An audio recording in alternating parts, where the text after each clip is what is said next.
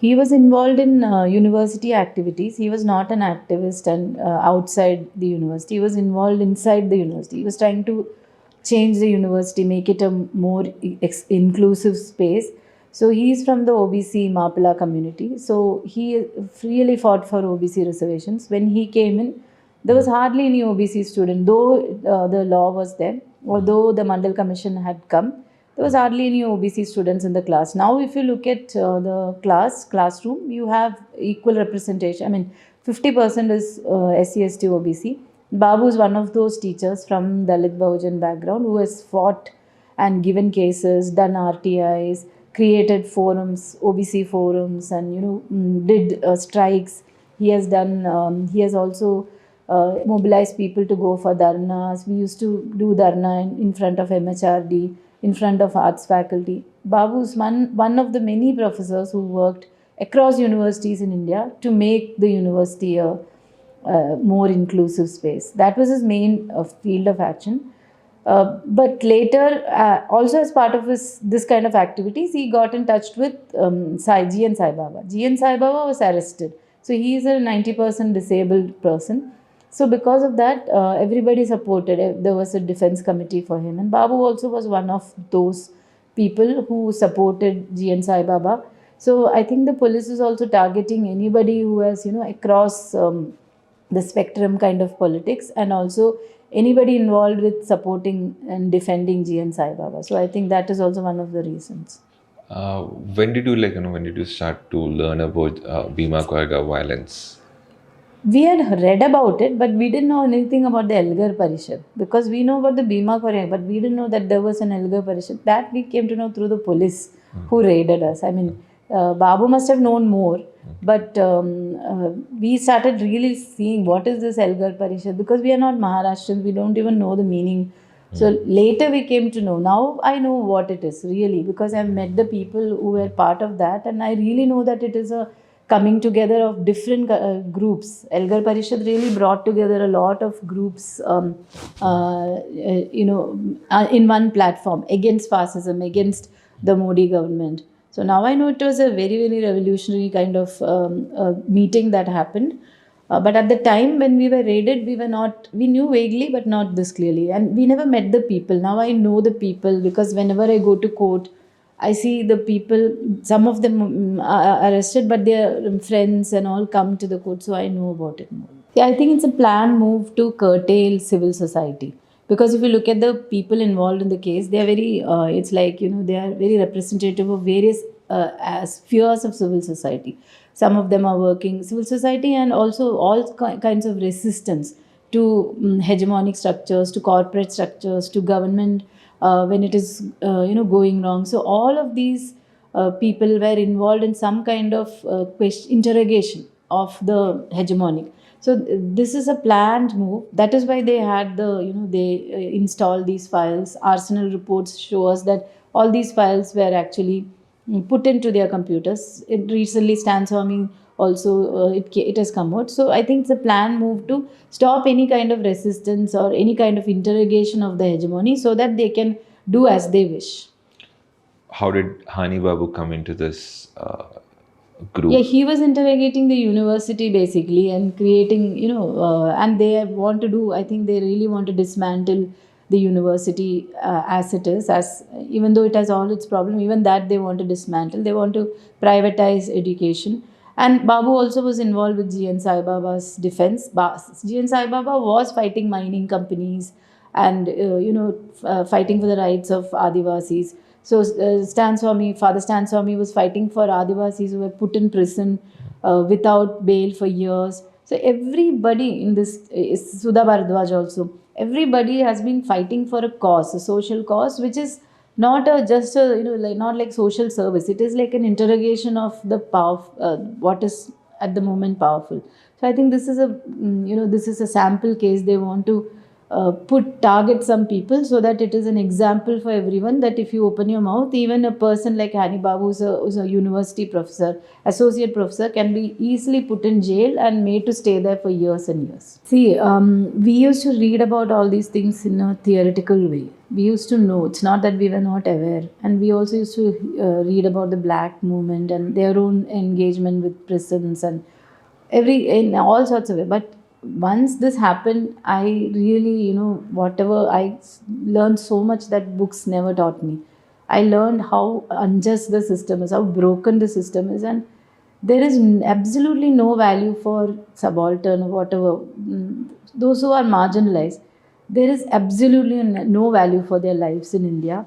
And after so many years of independence, we have not been able to, have a public ethos that cares for people, that cares for the lives and matters of people. Instead of that, we are treating people like numbers, or something that can be so easily disposed of.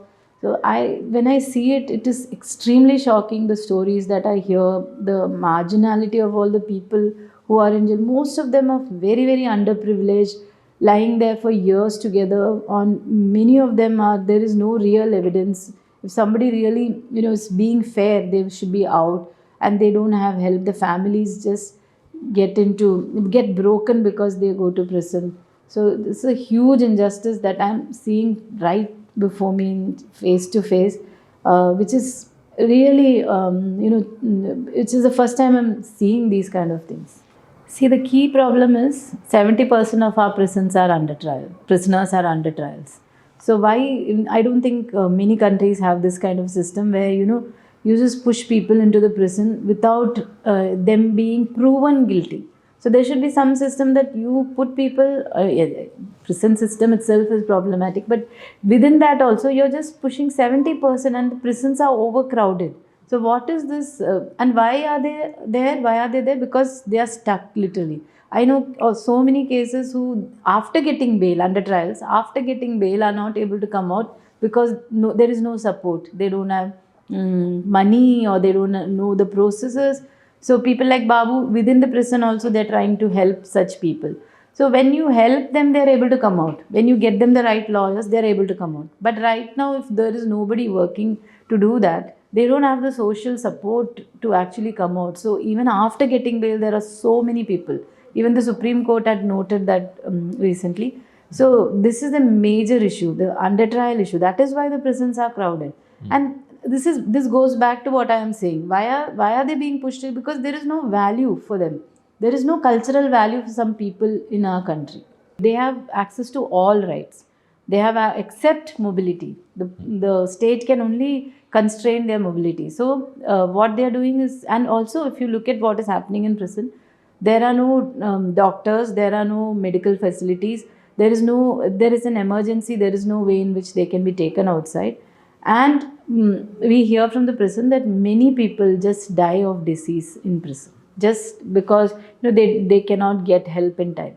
Even in the case of such a famous case like Bhima Koregaon, my own husband, it took, after having an extremely serious infection in which his eye was fallen out. That is this condition. They can see that his eye has come out. They took 12 days to get him help. And we had to do so much. We have the privilege to do that. We went to the press, we went to the court, we did so much. And 12 days. And by the time all the nerves, everything had been damaged. He should have been taken and admitted on the first day itself. Nothing would have happened to him. Now, the cataract also has developed in the same eye. First question the doctor asked is, did you have an injury in your eye? Then we told all the story. So this is happening. This, for a person like Babu, it is so difficult. So you can imagine, so many people get sick and die. Actually, we cannot do justice to the n number of people because of the burden of this case.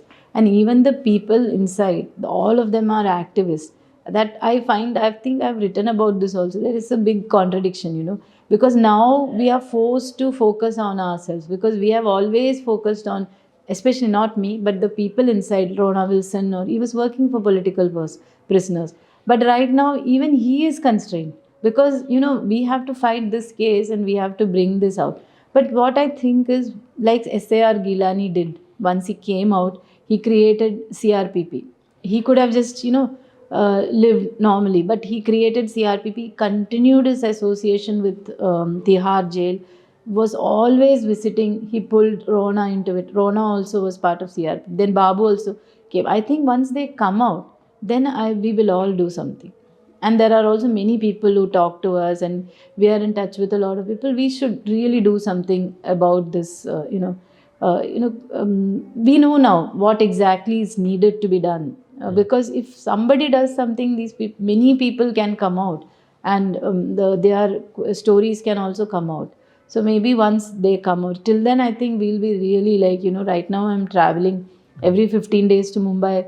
I have really there is no time for me even to do this case properly. How have this, the case changed your family dynamics? You are a working woman, and it was in the middle of the pandemic. You're away from your home. So how do you manage? Yeah, it was very difficult. Especially my daughter was, she's very, very, very attached to Babu. She was not able to understand, for it was a major break for her.